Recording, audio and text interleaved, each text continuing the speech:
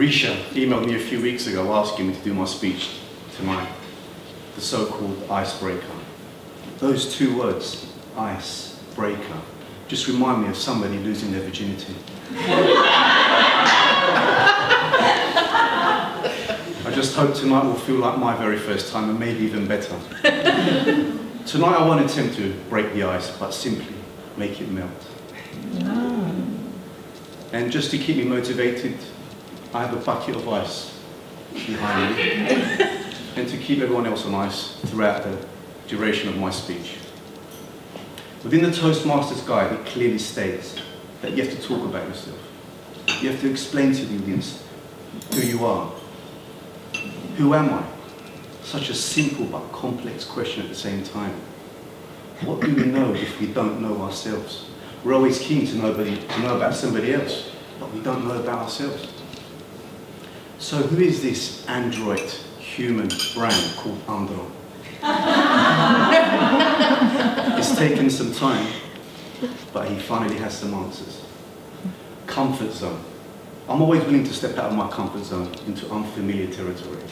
I've done this on a number of occasions, but it's these experiences that have made me progress as an individual.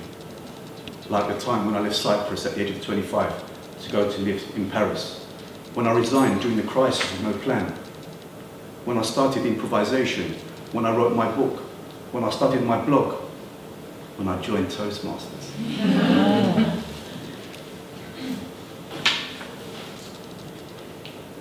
So you see, life also pushes you into unfamiliar territories, whether you're willing or not. And that's the beauty behind it. Honestly, I'm an accountant by profession. I work as a financial controller in Larnaca. But I don't really love what I do. It wasn't love at first sight, neither was it at 10th sight.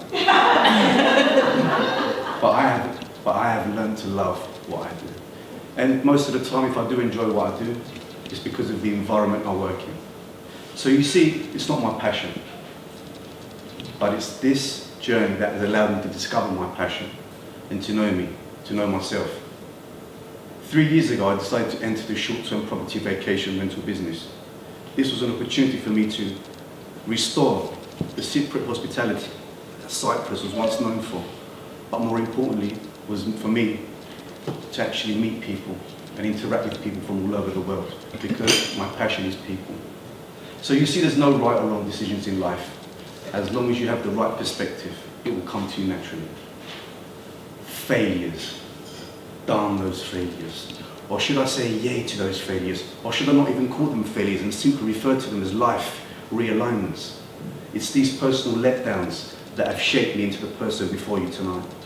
Like the time when I failed my ACCA exams, when I let my best friend down when he needed me the most, when I failed in my relationships before me.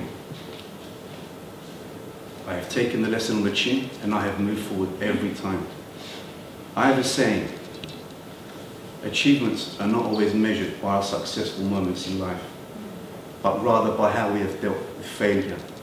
And failure is not that bad, especially when we've tried to be successful. We can be our own source of motivation and inspiration, but we fail to look upon ourselves for that light. For we do not know ourselves, we have not recognized ourselves, we do not know our capabilities, our advantages, our strengths, our weaknesses, our flaws, our everything. For if we did, we'll be walking with our heads high and proud. I will end my speech tonight with a question. And I would like Tadef to ask me a follow-up question. Andros, okay.